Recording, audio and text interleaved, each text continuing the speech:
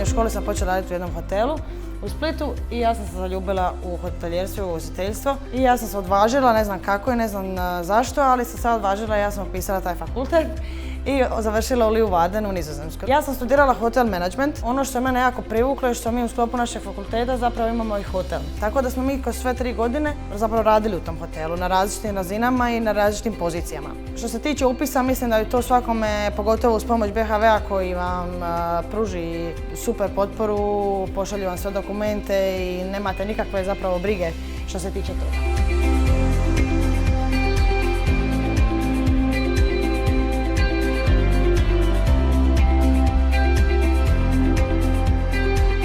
Ono što je dobro kod Nizozemske je kad radite više od 5-6 sati mjesečno i studirate i roditelji vam zarađuju određenu svotu novca manju od nekog limita, vi možete dobiti nekakvu stipendiju od Nizozemske. Leeuwarden je zapravo jedan grad jako prilagođen studentima. Sve je jako ležerno, što se tiče i profesora i studenata i tako dalje. Imamo više od 86 nacionalnosti na samom fakultetu. Moji prijatelji su bili iz raznih država i sad imam tu sreću da mogu otići bilo kad, bilo gdje i spavati besplatno jer su svugdje prijatelji okolo. Jako je bitno kod ovog fakulteta meni što smo stvarno menadžeri i sve što učimo i sve što nas oblikuje i kako nas oblikuje nas da budemo menadžeri, da shvaćamo stvari sa te perspektive. Što se tiče karijere, inače nakon Hotel Management School, fakulteta, možete biti